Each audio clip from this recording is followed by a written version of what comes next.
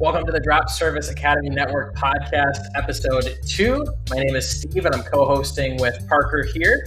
And then our guest today is David. David, kick things off and tell us a little bit about yourself here. Yeah, so my name is David Volpe. I'm a student in DSA, now a coach. I'm only 19 years old. I'm in Buffalo, New York, right? So we know that. I started my cleaning business back in November now. So I've been in it for a while, and I've been able to scale up to consistent 5-figure months, which is pretty cool. 5-figure months. That sounds like the goal. Has that been what you were hoping for? Are you ahead or behind of where you were hoping to have your business at? Yeah, so this is kind of a question where I go back and forth with my answer. I think that now I'm sort of at where I wanted to be in regards to my expectations when joining. But, if you would ask me that 4 months ago, I would have said I'm far behind, right? Because 4 months ago, I was less than 5 figures a month, and I was frustrated with myself because I felt like, I'd seen everybody else having all the success and I just wasn't having it yet, right? I thought that it was something that I was doing wrong, and it probably was. And then, since then, it's kind of scaled up pretty fast. So now I believe I am meeting my expectations. Of course, the goals rise with the results. So, new goal, of course, has not been attained yet, but we're working our way there. Yeah. So for new viewers tuning in, we are running drop servicing businesses, basically where we take a business model of, hey, there's goods or services that are needed, and we supply the people, and we act as the middleman. And so David's running a company where he has his cleaners go out and fulfill the cleans that he's able to provide for them. So David, what's really cool about this is not only are you 19 years old, but this is not your first business. So I'd like you to tell us a little bit about that. Yeah, so my entrepreneurial journey started back when I was just 16.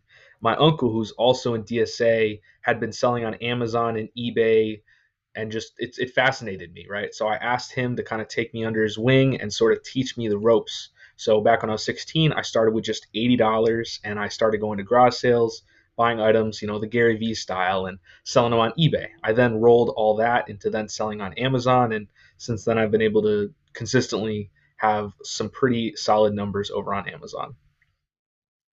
So talk to me a little bit about the differences between the two business models. I know you and I have talked off podcast, we'll say many times about this, but they sound similar. Drop servicing, drop shipping. I know your model it wasn't completely drop shipping. There was more fulfillment involved than there would be in most. And you did have an element of inventory, but product versus service, talk to me about the differences there. Why did you want to make the transition? And do you have a favorite among the two? Are they like kids? And, even though one is clearly better than the other, you have to say you don't? Like, what do you think? Yeah, so there's obviously a lot of differences between the two, but the biggest difference, like you said, is of course product. You're selling products. So with product, you have a lot less customer service in my experience. Like I had never done any customer service at all. I'd never done any sales. That's just not part of that sort of business, at least the way I was running it, right? I was just sitting behind a computer screen, buying product, and then selling it on Amazon. Whereas, the service-based businesses, it's all about people and everything with people. So you're selling people, you're talking to people, you're doing customer service. It's completely different. As far as, which one's my favorite, definitely services. I like to be hands-on.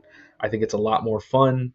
There's a lot, the margins are significantly better. I know, that's one of the big reasons I kind of looked in to get into services was because product-based businesses are very cash intensive and the margins are significantly worse in product-based businesses most of the time. So it does sound like you have a favorite child. I do. Yeah. So that was my initial reaction as well. There is like, it seems like unless you can really, really do some super significant volume, I feel like the margins in the service world, or at least in this model, allow you to just realize profits so much quicker. What was the best month that you ever did on the product side?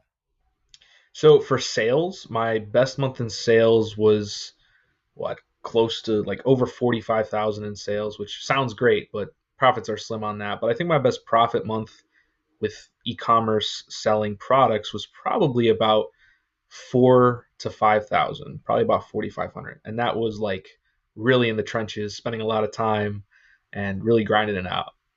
Yeah, yeah, and I feel like that is it's still not bad, to be able to run a business like that and do, 4 grand a month. You're still looking at 50K a year. But as you said, you're grinding. It's basically like having a W-2. It's basically like, working 40 hours a week to pay your bills at a $50,000 a year job. So I would say from that standpoint, I think, have you done that much profit in a single month in the drop servicing world yet? Yeah, definitely. Last month, like with just doing 18,000 in sales, I had 4,500 in profit, right? Or might have been over 5 grand in profit. I'm not even 100% Yeah. sure on that, but uh, it's a lot easier with the margins provided with services to hit that profit month. Additionally, one thing I'll add real quick is with the product based businesses, you have to invest back into your products, right? You run out of inventory, you got to buy more. Whereas with services, you don't really have to buy more stuff. In the model that we're doing, we don't provide any of those supplies or equipment. So, I could just kind of stack the cash a little bit, which is also a significant advantage to the service based businesses. Yeah, I mean, I'm running a business that the cash flows 30, $40,000 of revenue every month. And I mean, the bank account or the Stripe account or whatever, sits with $500 in it. I mean, there's just no reinvestment needed. Obviously, when ads are ripping, there's some expenses there, but otherwise, I mean, there's such a small reinvestment percentage. So I think it's really cool. And I talked to a close friend of mine who was in the product space for a long time, and he was basically like, dude, I was at any moment, I was like two bad product choices away from being back at zero profit all time, because he just constantly had to roll into, I made 5 grand in profit this month. I'm going to buy an extra 5 grand of product for the next month. And then, you're just always so leveraged. So it's cool. Are you still operating the other one? What does that situation look like with the ugly child? So the ugly child still does operate, but I've essentially automated the entire business to run in the background. I spend quite literally about an hour a week on that business, and I still make, a couple thousand a month doing that, right? The margins are extremely slim overall, but, with an hour a week, it's still pretty worth it to me. Um, it took a long time to be able to automate pretty much all facets of the business. So, it still runs in the background. I mean, that sounds like a really great side hustle. And I saw your post. It looks like in June you said you had 63,700 cumulative between both of your businesses. Is that right? That is correct. Yeah. Some pretty big numbers for a 19-year-old. Yeah, it's kind of nuts for me to even think about. I just, my goal for the year of like revenue was 365,000 being 1,000 a day, and at the pace I was last month, I was more than double that. So, kind of puts myself into perspective. Yes, the profit's lower with the Amazon business, but I mean, I still profited what, like 6 or 7 grand, which is still fantastic for I think someone my age, right? There's plenty of people doing better than me, but I think like 95% are doing significantly worse. So I feel pretty good about Yeah, I mean, at the end of the day, there's always going to be someone doing better. If we just compared ourselves to whoever we could see doing better, I mean, I could sit here and be like, when I was at 19, I was worried about classes and worried about soccer and worried about other stuff. And then at 20, I made the most amount of money I've ever made in my life, and then made almost nothing at 21, and then made a little bit at 22.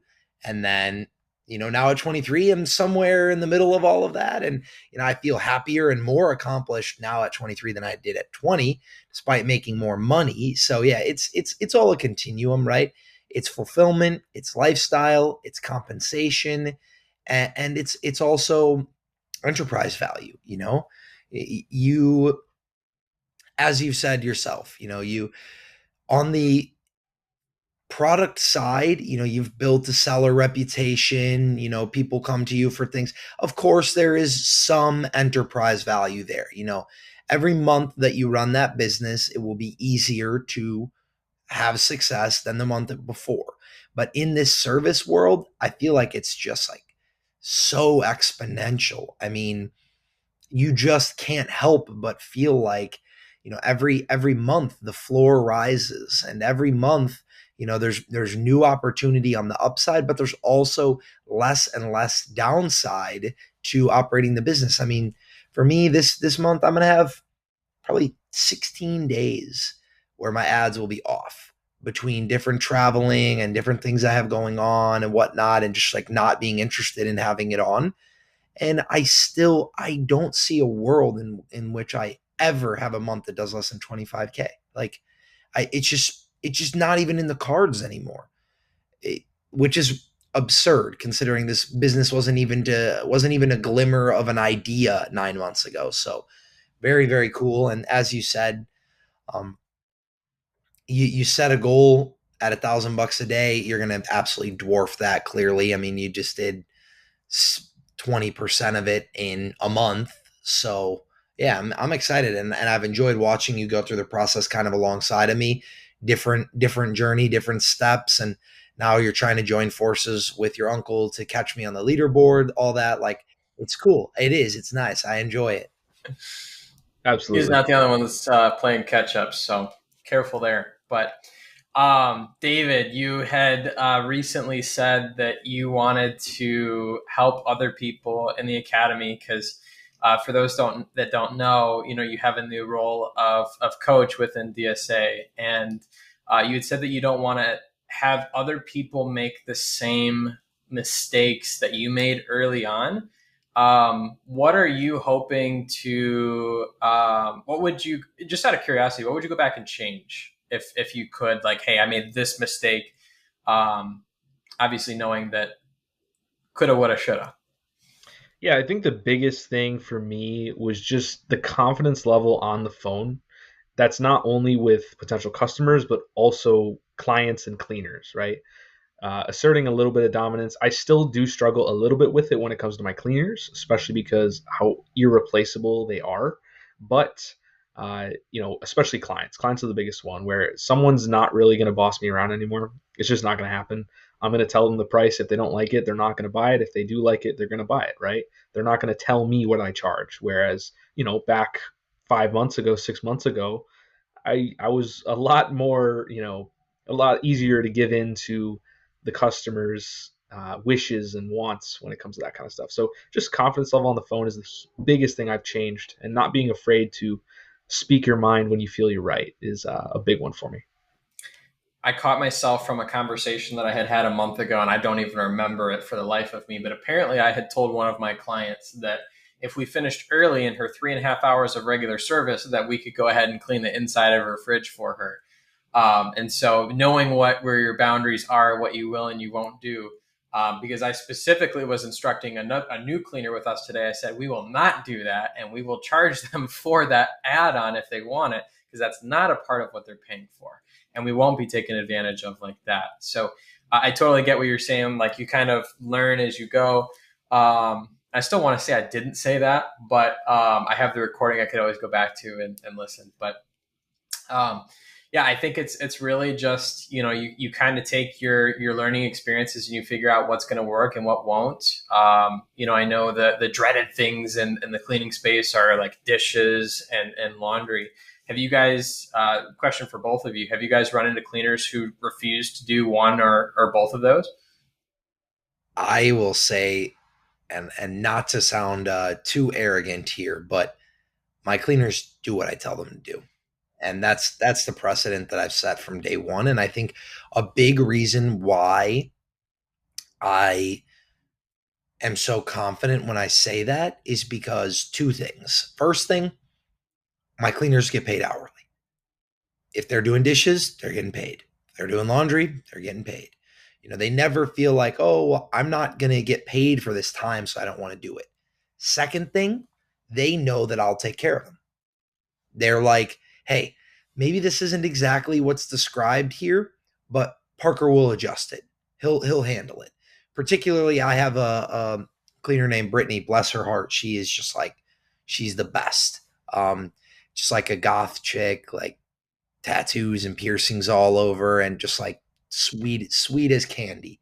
And she is like, all the time she goes into these services and she just has the worst luck. And they are just like nightmare services, like horrible, super dirty, rude homeowners, like whatever. And every time she just texts me the whole time, like just like making light of it. She's just like, God, this is the nastiest place I've ever been. Like, she'll be like, God, I wish you could smell how bad it smells in here. Like things like that, like actually almost like joking with me, like poking fun, because she knows no matter how gross it is in there, no matter how bad it is in there, no matter what's going on, if the customer's rude, whatnot, I'm going to handle the situation. Like when she leaves, if she says, yeah, that customer was a jerk, like super rude, will not go back there, whatever, she knows that that customer is getting a phone call from me that says, hey, um, I appreciate your business, but I want you to know that the way that you acted towards my cleaner is absolutely unacceptable. And we will not be returning back for another service with you. And you should know that just because someone is working for you in that moment or you hired to do a job does not make them beneath you. Or, if it's really bad in the moment, I will call customers and say, hey, my cleaners let me know that numerous times now you've made comments that were either inappropriate or that were rude or that were this or that. If it happens again, I'll be instructing them to leave and you'll pay full price for the service. Things like that, like having lines, having boundaries, and having your cleaners and your team know that like you have their back. And we're kind of getting a little on a tangent here from the original question, but I think the idea there, it's still very core, very central to the way that you run a business. And I even think it goes back to your earlier point, David, of like the confidence and the like, this is my show. This is my business. You are my customer. I am not your bitch, for lack of a better word. Like, you do what I say is going to happen, or you book with another company, and I don't care. And once you get a little business on your books, it becomes a lot easier to start acting that way and feeling that way and having the confidence. Now I'm like, oh, Mike, you want to cancel your service, your $100 every 2 weeks? Oh, I'm going to miss you so much, man. I'm going to miss the $70 that you make me every month. Like, get lost. I don't care. You don't want to play by my rules. Okay, get out of the game. Especially I with how. was Go ahead, Steve.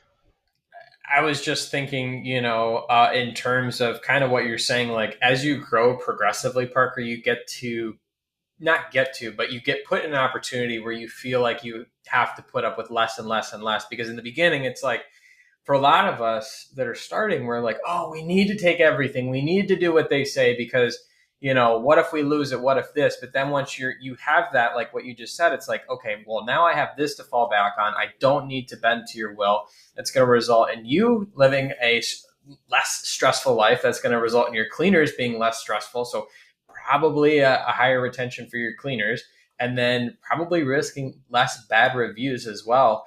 But I was just having a conversation with my VA who I'm training up. I had a conversation yesterday morning where I was like, our minimum service right now is $99. I said, I don't know if it'll be in a few months or by the end of the year. But I said, I don't want to do $99 services anymore. And I said, I want it to be $149, by the end of the year at the latest. Once we get to that point, and then if somebody wants a $99 service, I'm sorry, we're not the right company for them. But right now we're taking those on because we still need those where we're at in our growth. So I think it's all relative at the end of the day. Yeah, and just with the way that how easy it is to replace customers in a sense, like it's really not hard to gain more clients now. Like yes, at the start, like you guys both mentioned, you want to obtain as many customers as possible. But once you even get to a point where you're consistently at like 10,000 a month, like yes, you still want to grow, but turning down a customer or turning away a customer too isn't the end of the world for you. No, it's not. At any phase in your business, it's just a hard realization to have when you only have $3,000 on the books, and you're like, I'm going to turn away $150. That's 2% of my total revenue. Like, okay, you kind of mature a little bit, and you're like, oh, I don't really care. At the end of the day, it's still going to only make me $40, $70, whatever. Like, I'm not going to ruin my night of sleep over it. And to your point, Steve, with like the service minimums and stuff, I've actually told 3 customers in the last 2 weeks. I have told them before even giving them a quote, hey, we're not the right company for you. Not even giving them the price, because This is what they I said. already know. I already know. They give me a budget, or they give me an idea, and I'm like, this isn't even worth me spending another second of my life on the phone with you. We're not the right company for you. If you're looking for an actual professional service at any point in the future, you can let me know. And that's how I say it, kind of with a little bit of sting in there of like, hey, it sounds like you should probably go to Facebook or Nextdoor or someone and look for someone there. If you're ever in the market for a professional cleaning service, you can give me a call then, and we could talk about what the options look like. Today I had a guy call me for a basic clean of a 2-bed, 2-bath apartment today. Called me at 9 a.m. wanting a service today, and he had a $50 budget for the service. I said that won't even cover the same day fee. If you're ever in the market for a professional cleaning service, feel free to give me a call back. That's it. That's all I said. I didn't even tell him what the price would have been.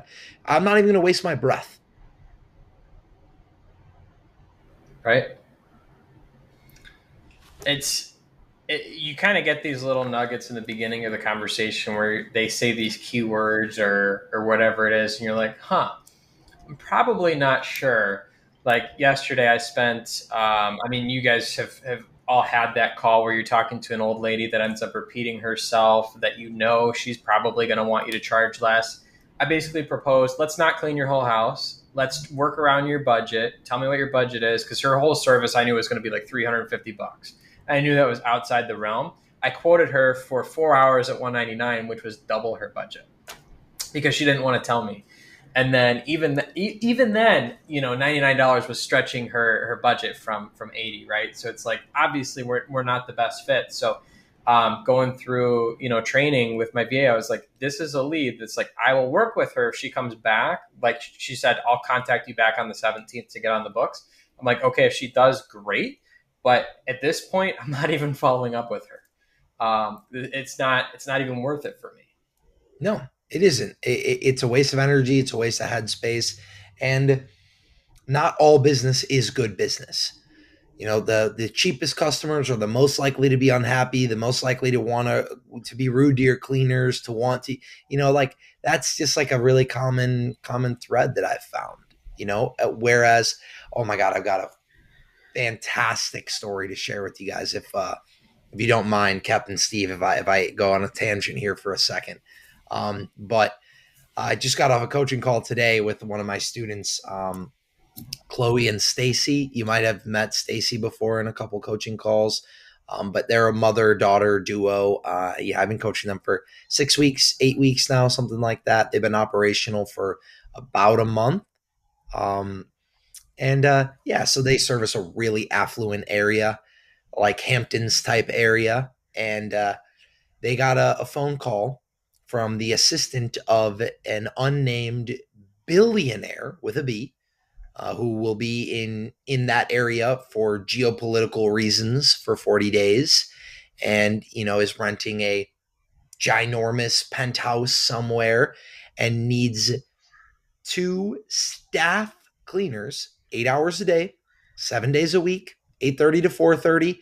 And the assistant came on the phone and immediately said, we need 2 cleaners, 7 days a week, 8 hours a day each. We can pay $75 per hour per cleaner. We need it for 40 days. They need to start on Monday. That was it. Told the price, told what they needed, told how many hours. And I mean, Chloe's on the phone with them, and she's just literally is just like, okay, we'll see you Monday at 8:30. Like that was it. I mean, $52,000 contract. That was it. Chloe didn't even sell a thing. Literally answered the phone. Hey, this is Chloe with blank cleaning company. Yeah, yeah, we can do that for you. Yeah, okay. All right, here's the price. All right, we'll see you Monday. Done. 50 grand. I'm like, I'm absolutely flabbergasted.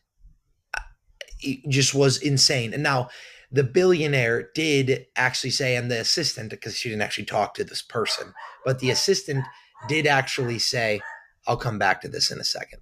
Once these, oh, dogs are done. Good.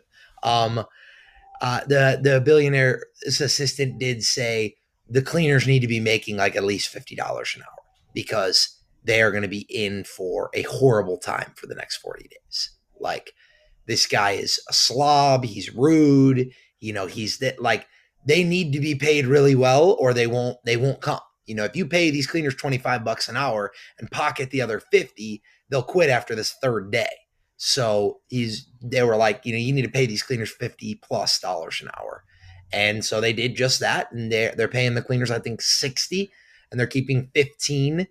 And the cleaners are going to make 40 G's in the next 40 days. And Chloe and Stacy are going to make 10 G's in the next 40 days. Just ridiculous. Economy of scale makes it worth it. And the fact that this person, like we said, they're going to work with the assistant.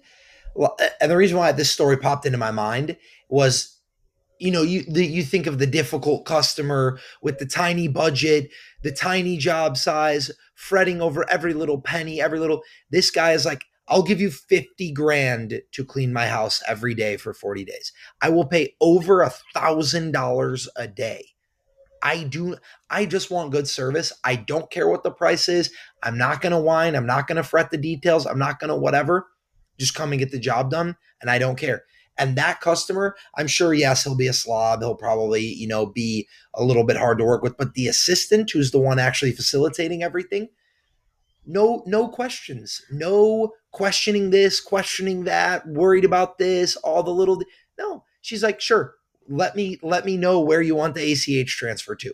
50 grand incoming. Like, and some people are like, no, I need to know every single detail about where my $99 is going to go. And this hair was left unturned on the floor. Just goes to show you, not all business is the same, not even by job size, but by customer quality. So yeah, I was a little jealous about that. And they're probably going to be top of the leaderboard this month just because of that. Literally that one job. That one job will actually be like 35K in revenue this month. Good for them. All you need is that one. I mean, it really just takes landing that one, apartment complex or, what it is at the end of the day to kind of shift everything. I'm going to be calling in the morning. I've stayed away personally from commercial. You guys can call me crazy if you want. I've just tried to get really, really good and know everything about residential. And so tomorrow I'm going to make one of my first cold calls. I've done a few of them, but I'm going to be calling an apartment complex. And I know that they're looking for cleaners and that they have issues with their current cleaners, just literally not showing up. So, and I have two complexes that I'm going to be calling that have the same issue because my cleaner has a son that works at both of them as a maintenance person. So I have kind of that insider scoop. And it's like, I have no idea. At this point, I haven't looked up the apartments yet. I'm like, I don't know if this is like a small 30 unit or like a 200 plus unit or even what the scale is. But I mean, something like that could be huge. So being at the right place, the right time with commercial is, the limitation is I think on yourself. Because I mean, imagine getting like $100,000 a month hospital gig. Like, that's the sort of thing that we don't really hear too much about. But one of my cleaners had just come out of a company that all they did was hospitals. Apparently that's a niche. I didn't even know about that. Yeah, I mean, it's different cleanliness standards. It's volume. It's size. It's a lot of crazy stuff. You heard that horror story? I've told you the horror story of the cleaner on. It was somebody who's on X. I forget who it was, but had a cleaning team doing a hospital one night in like an overnight clean, and they left a sink on in one of the rooms, and the sink overflowed, and then it filled up this entire room overnight, like 5, 6 hours of this sink running. And it actually captured so much water in that space that the floor fell through onto the floor beneath them, and then ruined like that entire floor. Yeah, and it was like, I think it was like $98,000 of damages or something. It was insane. So just made me think of it because of the hospital thing. But yeah, the guy was like, "Thank God that I listened and got some general liability insurance here, because my company would no longer exist." That would have been it. We would have been bankrupt. You hear about a $5,000 floor or something like small, like throwing people out of business in the beginning. Like that's enough to wreck an established business. Oh yeah, 100 grand due out of pocket for the medical devices and the floor and the ceiling and I mean, that's just insane. I want to know how that affected their rates. Who knows? Who knows? I have no idea. I mean, at that point, I don't know if you can even stay with that same company. Like, They probably wouldn't want you. they probably wouldn't let you. But yeah, I don't know. I don't know how that compares to like car insurance. Like if I have State Farm and I get in a wreck and then I cancel my State Farm and go to Allstate, they see, that happened and that I made that big insurance claim and whatever. But I don't know how that works on the general liability side. Right. So, David, throwing it back to you here, you've been training your VA up, and I believe going full time soon. Tell me a little bit about how having a helper on board has impacted your business. And then you're also going to be merging with your uncle as well. So, obviously, I don't know if you can speak to that part of it yet because it's still in progress, but tell us a little bit about having help and how that's changed your day to day so far. Yeah, I mean, like you said, I had my assistant Nate. He's been a killer for me. He's been awesome. Man, when did I start with him? A little over a month ago, I think, maybe 6 weeks, something like that. Started him part time, 20 hours a week. And even with that, it's just an incredible help to just not only, have someone that can help you with the day to day business stuff, but also someone who you can talk to and get their opinion on certain things within the business, right? Because for the most part, you're in this alone, unless you are working with a partner, which I'm moving towards. We'll get to that. You're in this alone. You have to make these decisions alone. Yes, you can go to the community and ask opinions, but they don't know the whole story unless you type out 3 pages. But just having someone to talk to about different things with cleaners, different jobs, and if something went wrong, their opinion, having help just with the daily tasks of doing payroll, doing charging cards, customer follow up, all that stuff has just been a really nice help and a stress reliever for sure. I think the biggest thing, like I said, was definitely helping with just having someone to talk to about it, but additionally not having to always be on call myself. Yes, I'm on call for customers who already are saved in my contacts, but for the most part, like LSA calls, I don't really have to worry about it, right? My assistant does that. Now him moving to full time, which actually happens on Monday, so that'll be a whole new thing. We'll open up the LSA hours again. We'll hopefully be able to increase the revenue a lot. But we definitely got to hire a provider or two together, which he helps with that as well. So just out of curiosity, you have full faith in his sales ability, and he's a killer on the phone as well as with the admin type tasks.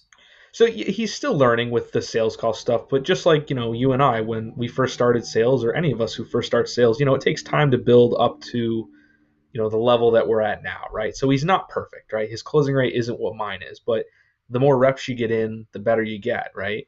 So he's not closing everybody, but he's closing enough people for where it makes sense, right? He added 4 people in a day, and that was fantastic. He closed 4 of 4 calls that he took in a day, and that was fantastic. We were both jumping for joy when that happened. And what is full time looking like? Is that 8 hours a day, Monday through Friday? Is that 10 hours a day, Monday through Sunday? I mean, what is that looking like? It's going to be 8 hours a day, Monday through Friday. We're going to do 9 to 5. Tends to be when most calls come in. So we're going to give that a shot. If we have to adjust it, we can adjust it. He's super flexible. He just graduated college, so he's super excited to go full time, and it'll work out well because he's now flexible. He doesn't have to worry about school. So we're going to try out 9 to 5. If we have to do something where it's maybe a little later in the day, we might. A little earlier, we might. But for now, going to be 9 to 5, Monday through Friday. Very cool.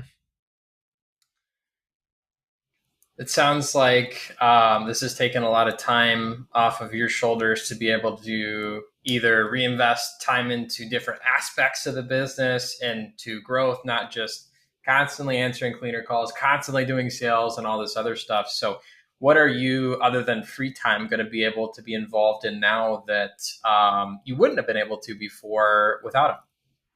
Yeah, I mean, it's summer, so I am enjoying myself and my friends and my family a lot more than I would have been able to. Not to say I'm not working, but it's a lot easier to allocate time to things I enjoy. So that's been a real lifesaver, I guess. And then, I'm spending time, maybe going to do more walkthroughs. A big one is now I have time to help other people in the community. That's the biggest thing I think is, I have time to be able to be in those VIP chats and answer those questions and post in school, do things like this where we're recording a podcast. Whereas, before it would be a little tighter to fit my schedule. Yeah, and I also think, even by coaching, you're adding another revenue stream. Yep. You've now replaced the time spent making money working in your business with someone else making you that money, and then you now making money coaching, making money doing something else. So it's super valuable. I mean, it ultimately is the reason why entrepreneurship is so enticing. Like, at the end of the day, yes, it's the earning potential. Yes, it's the, oh, I can make so much money. Great. But then you're just really working a really well paid W 2. If you have to work 40 hours a week, every single week, for all of us on this call, way more than 40 hours a week, every week between everything that we do. Um, that's just like, you're not really, all you're doing is just increasing the earning, which, yes, is great. Yes, you retire earlier. Maybe you can live a little bit more of a luxurious life. You could travel more, whatever.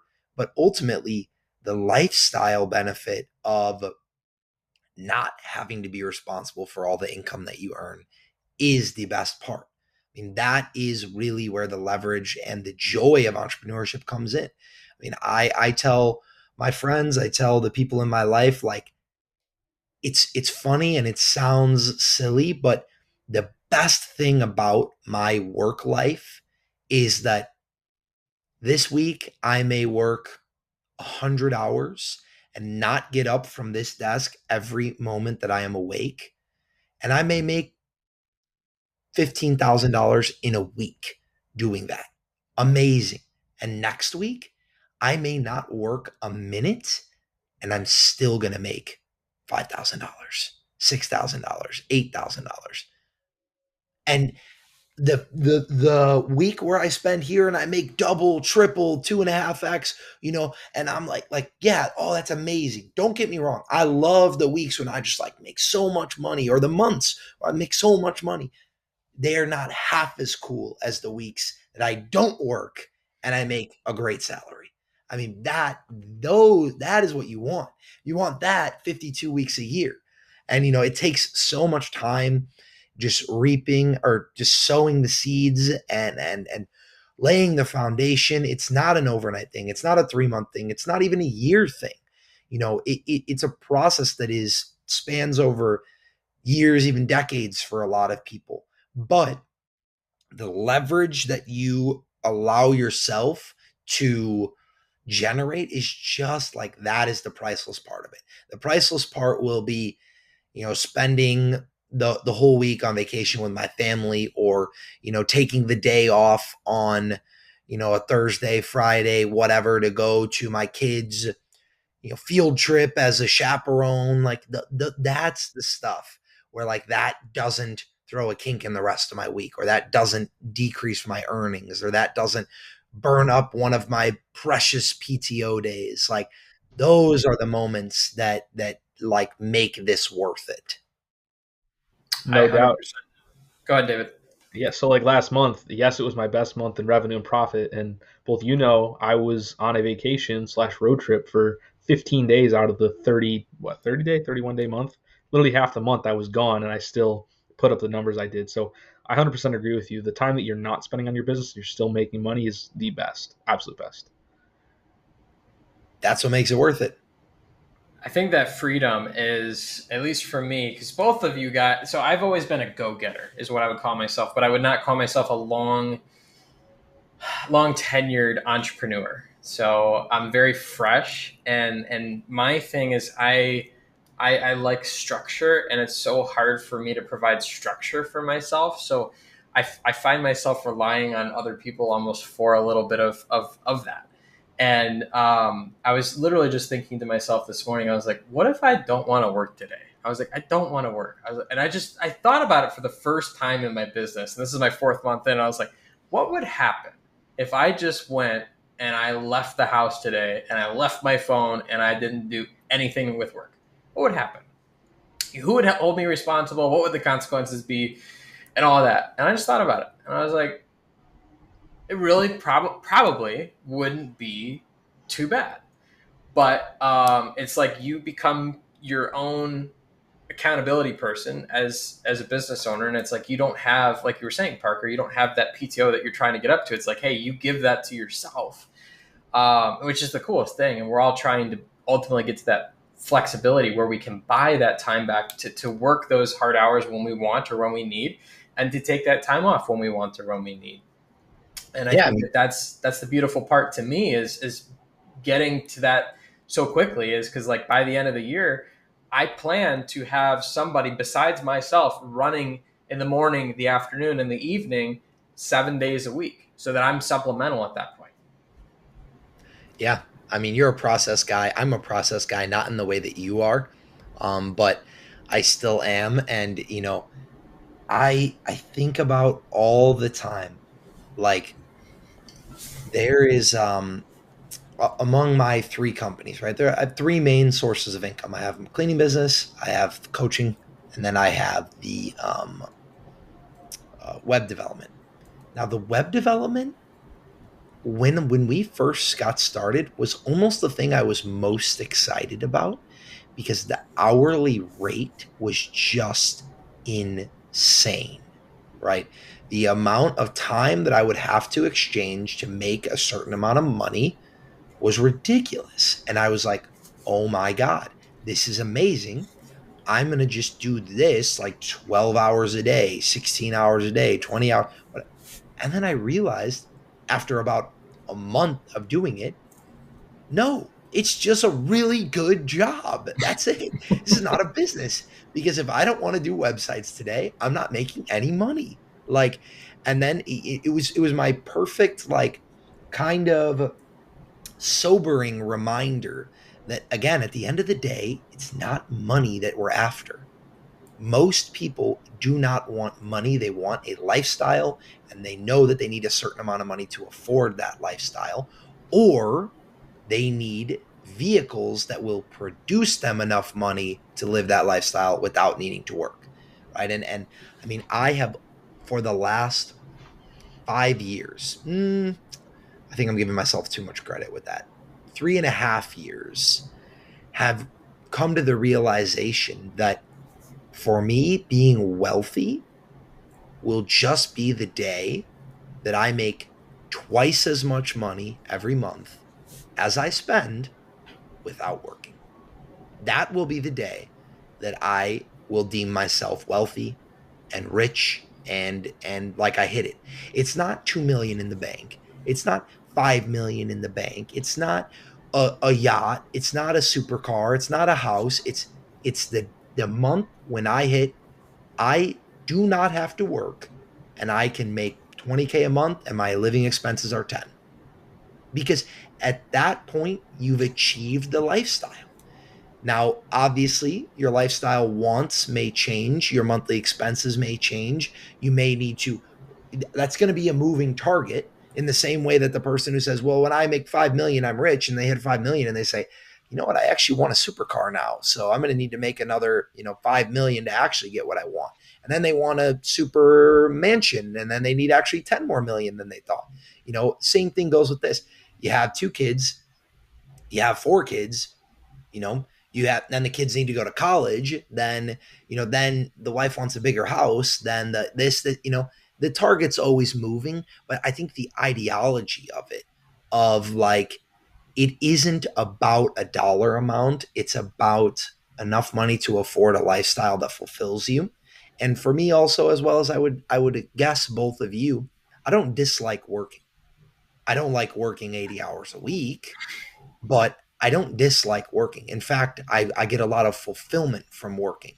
So I don't think that there's a world in which I'm like, oh, well, I got to hit 5 million so I can just kick my feet up for the next 50 years. Like, no, that's not what I want to do either.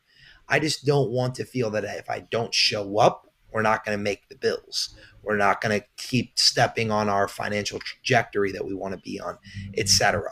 So, I've actually thought about this a lot, Steve, since we did the podcast with Jabron. We were all 3 of us were in agreement. I do this for money. I'm trying to make more money, And while, yes, it's true, it's like, if you told me, Parker, here's a business that could make you 40 grand a month, but you got to work 80 hours a week on it. Or, Parker, here's a business that can make you 10 grand a month and you got to work an hour a week on it.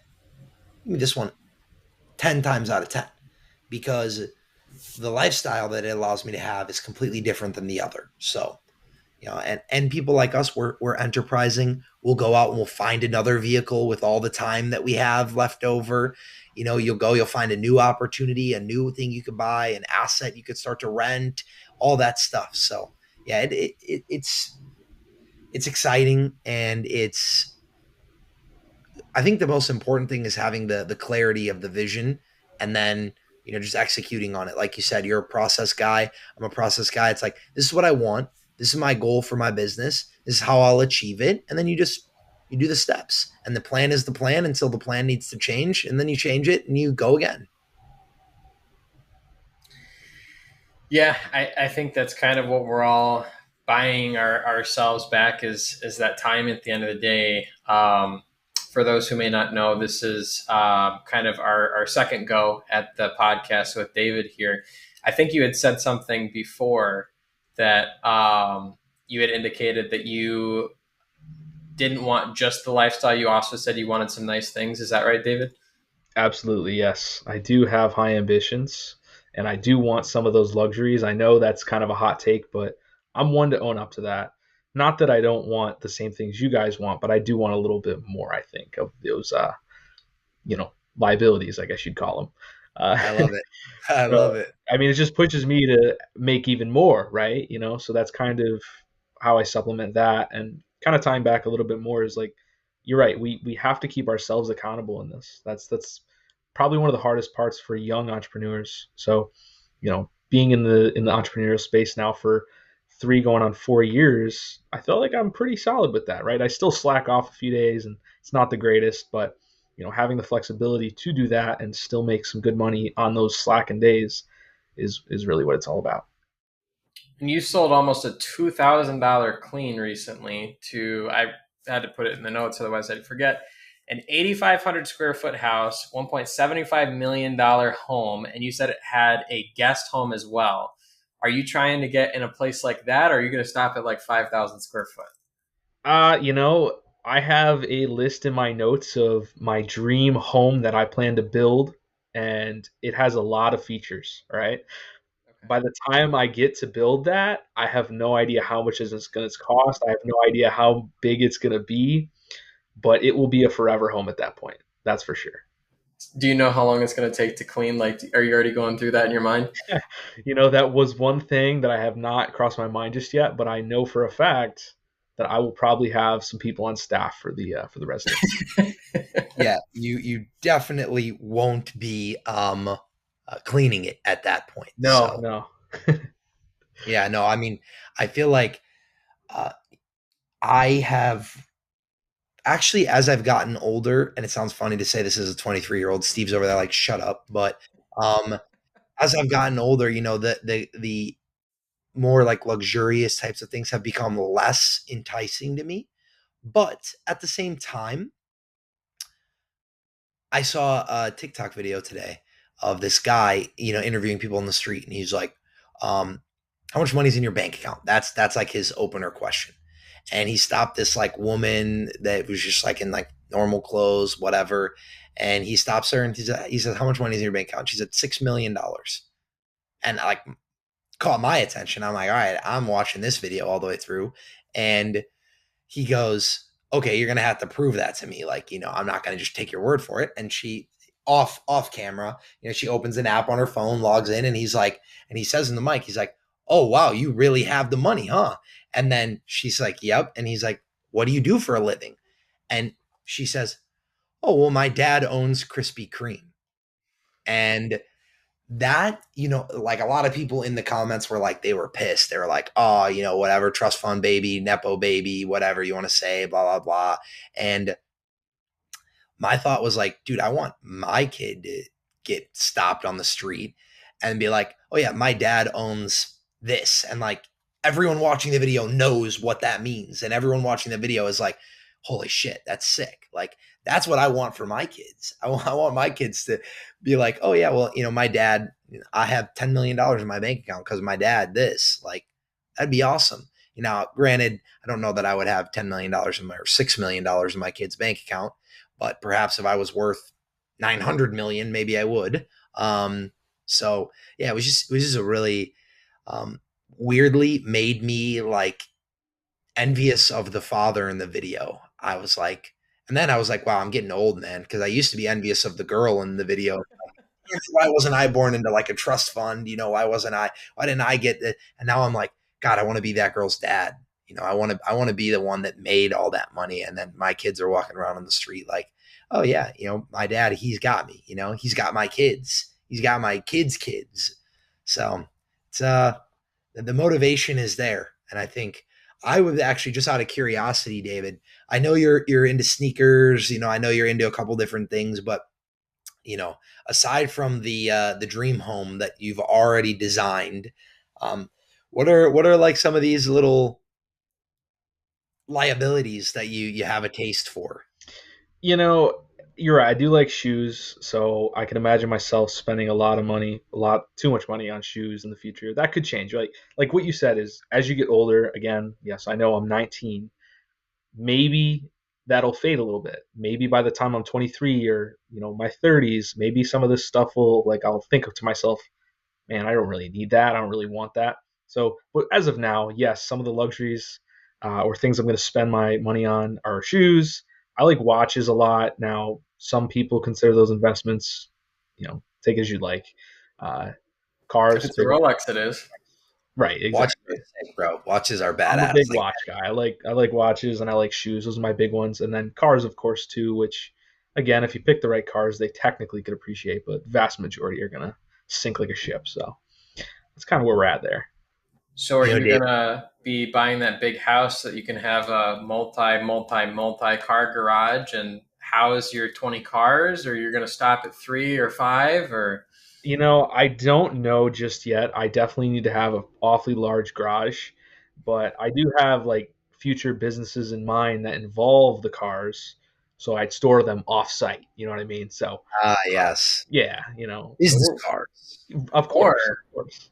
if you really really want to make it, you could just have one of those underground storages. So it has Yeah. that lift that brings your cars up, so you can just have all 30 of them underground right underneath your house, and you're good to go.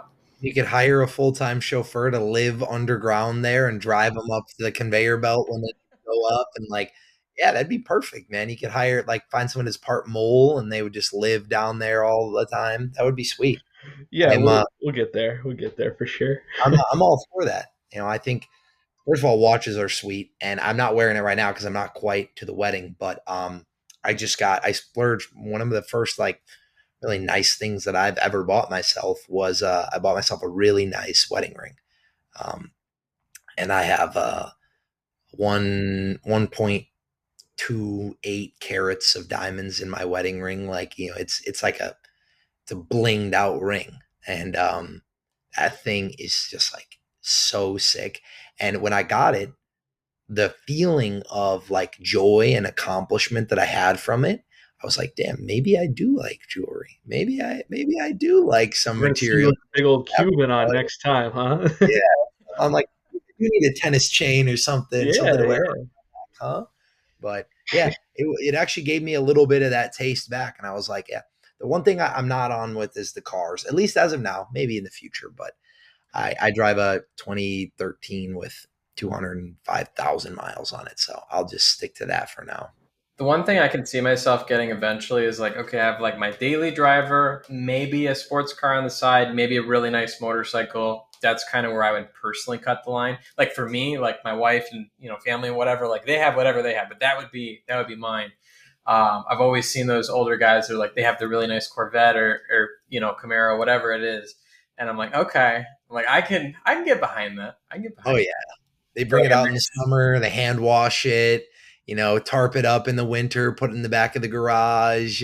That first nice day comes and you're like just itching to pull the sports. Yeah, that's sweet. That's like, and that's great dad lore as well. You got young kids and their friends come over and you got the sports car out in the driveway and they're just like, oh, ooh, and and yeah, that's awesome. until they accidentally scratch it, then And we're going to have a problem for sure. Yeah. Yeah. that's my nightmare. So, David, as we kind of wrap up here, what hobbies do you have that would surprise people, just out of curiosity? Ooh, okay. That's an interesting question. I kind of like. I do like playing basketball at the gym.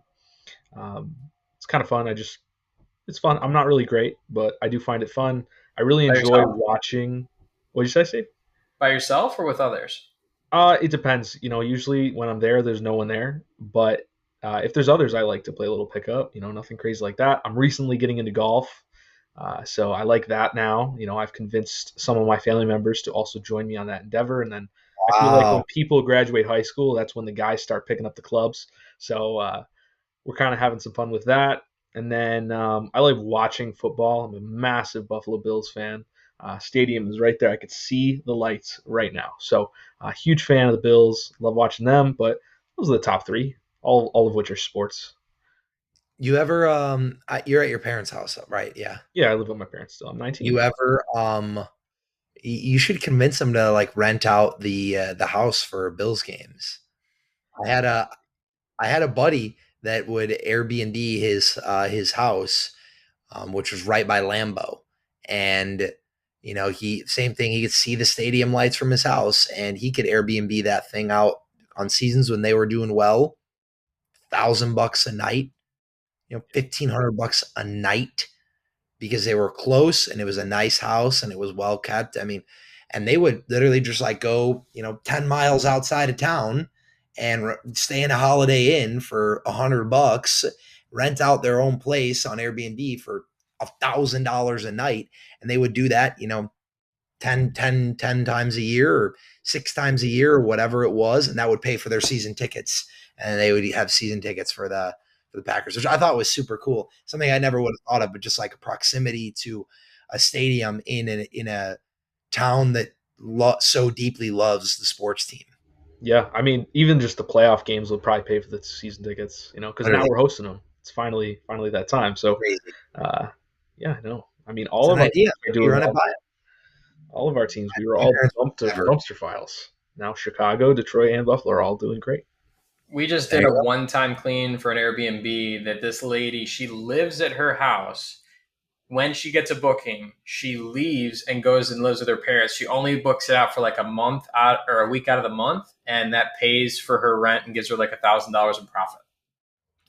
And she has no risk because if no one rents it that month, she lives there. Like it's not like she has a second property that like she has to pay another mortgage on or another whatever. And then when it's not rented, it's just like eating all of her all of her savings or whatever. Yeah, that's like a great idea. I mean, I've seen people do that with like extra bedrooms or like extra rooms in their houses or whatnot. But it's a great idea. I've been trying to convince my missus to move to South Florida so I can be closer to John and Mark, and we can have a little bit more hands-on building time there. And I like the weather. I like a lot of things about Florida. I've been wanting to go there for a while, Me and too. she won't budge on it. And so we came to a compromise. Actually, her mom, my mother-in-law's idea was just go rent an Airbnb down there for 1 or 2 weeks every month, and then you keep your home base here, keep your stuff here, keep everything in Chicago, and then go down there for a week or two. And when you guys spend enough time there that you decide you love it, okay, great. Then from there, you move down. But this way you're not starting at any lease. And then we did some research. It's damn near the same cost as renting down there. I mean, like for me to rent for me to do an Airbnb for a week somewhere, it's a quarter of a month of rent. I mean, it's no more expensive. We could damn near full-time Airbnb down there, and pick up and leave whenever we want. And it's like a month to month rent situation, but cheaper. I was like, that's really, really interesting. I want to become a snowbird personally, eventually. Yeah, it's the best. David, so I want to kind of wrap things up with this question. Then David, if you have, or Parker, if you have any last questions for David. So in terms of where you're at now in your entrepreneurial journey, specifically in house cleaning, if somebody has listened to the podcast, found value, wants to learn more, and wants to get started, what advice would you give them, and what direction would you give them? I think my best advice would be to take it slow at the start. You don't need to necessarily rush to get operational in 2 weeks. Yes, that's a great thing to do if you want or you can, but I personally think if you take maybe 3 weeks to a month, you'll have a much better start because you're going to be able to absorb the content, absorb the process, and fully understand things a lot better. I know I've talked to a few people who have gone live and don't know how to use Booking Quality yet, right?